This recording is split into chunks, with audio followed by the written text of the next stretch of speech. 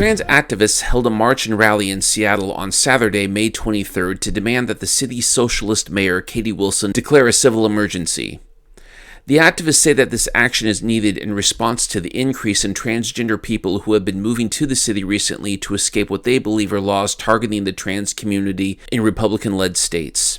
According to the activists, emergency funding is needed from the city because of the strain that's been put on local organizations that serve the trans community, specifically in the areas of housing support, healthcare, and legal assistance. We are asking the City of Seattle to accept the LGBTQ Commission's recommendation to declare a state of civil emergency. We are asking that housing and other resources be freed up to take care of the oncoming trans refugee crisis. We are asking that SPD no longer beat our friends and siblings in the streets. We are asking the mayor and her office to rein in her dogs. We are also asking the mayor to end the sweeps, to stop sweeping trans children off the streets, to stop sweeping our siblings off the streets. But with the city's projected deficit exceeding $127 million for 2027, can Seattle afford it? We're going to march to City Hall, and we're going to show them what we think. Hey, Wilson, you can't hide. There's a trans genocide. Saturday's march, which began in Cal Anderson Park and ended in front of Seattle City Hall for the scheduled rally, attracted a much smaller crowd than expected. This was especially surprising considering the large number of trans individuals who have relocated to the area recently, according to the activists. A lowball estimate is 36,000 in the last 12 months. The activists also let it be known that anyone with a dissenting opinion was not welcome at the rally.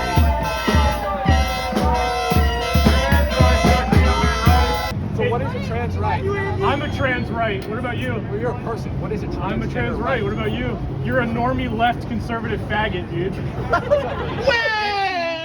I can't get with it. It doesn't matter what's nice or not. It's about The rally included speeches from trans activists who had relocated from other states.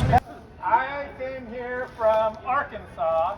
Since coming here, I've been able to fully transition in 1 year. That's something that cannot be done outside of the confines of this city. I mean it. It is almost impossible to do it in 12 months. I was sexually assaulted by a Nazi. So I came here about 13 years ago from Virginia. The trans refugee crisis is not just started today. It wasn't started last year. It wasn't started with Trump. We've been coming out here seeking sanctuary for decades. Community is so vitally important. Having none of my family left, this community is my family. City Hall needs a reality check about the help that we need because our organizers are overwhelmed, burnt out, resources are scarce, and if they would actually do the civil state of emergency, they could give us funding to help people who've gotten here. Dominique Stevens, the recently appointed special advisor on LGBTQ+ affairs for the city of Seattle, also spoke at the event. Trans genocide is genocide! Hey, let me tell you something. I'm Dominique Stevens. This is my hometown. I'm black, a lady raised in Seattle, and I've never been seen. I do work inside this office, and I work here on purpose. I work here because I, and along with a lot of my friends right in front of me and right behind me, we've never been seen. We've never been seen in policy. We've never been seen in legislation. We haven't been seen in government, and we haven't been seen in the budget, okay? That day ends right motherfucking now. I don't work because someone got hired. My city has always been here. My community has always been here, and we will always fucking be here. So I'm gonna say this. The urgency is absolutely now. Absolutely now. So in the short term, what we will do, and this came out of demands directly from the Commission for reorganization means that the short-term funds for emergency operational services and system navigation will be put into the situation within 3 to 6 months, and I'm working with the council. Look, just know this. Also, I'm a truth teller, so you gotta mind your government, right? The mayor can only do so much. Your city council can do so much more. Woo. Okay?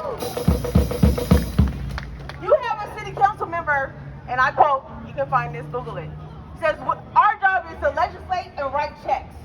When they legislate, make sure that the checks and the cash specifically, because we're going to obsolete checks in a second, make sure that check works, okay? But here it is. If they're willing to put the funding in, make sure that the funding works immediately. I'm going to tell you something else. We're going to evaluate the civil emergency. But let's keep this in mind. When you legislate a civil emergency, that triggers the federal administration. We don't need these motherfuckers here. Okay? We don't need these motherfuckers here. So what we need to do is boots on the ground. We need to work with the city, the county, the state, the port, and every other municipality to say that we are inwardly taking care of our people. Okay? I know. Not your favorite thing to hear, Government 101. I hate to be Schoolhouse Rock, but I'm going to give you a little bit piece of that information. The reason that you want that is because we can invest some things that are way more protected than anything that the federal administration could ever do for you. The federal administration is huge shit. So you gotta rely on your local government to make sure that your lives are fully protected. With that being said, the first time in my existence of 10 years of the city of Seattle, and there's some people way longevity before me, is that we're gonna operationalize and bring every single city department that touches anything trans, queer, gender non-binary to make sure that they can all come together, work together, break down those silos, including funding, okay? That makes us know that we have the short-term immediate situation, we have our things, we have trans siblings who've been on the street for years. We have elders who've been asking for livelihood for years. And we have our new babies, and our babies who are finding self-identity, who are finding their voice in how we do this.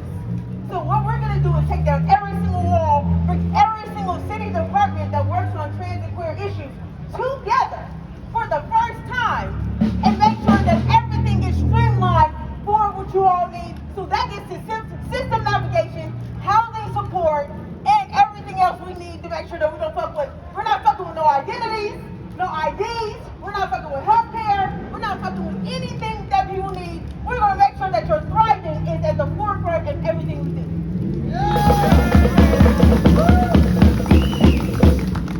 Again, I'm going to circle back. A lot of my work for past 6 years, even with 2 queer mayors under my belt, means that we always had to do something after 5 o'clock.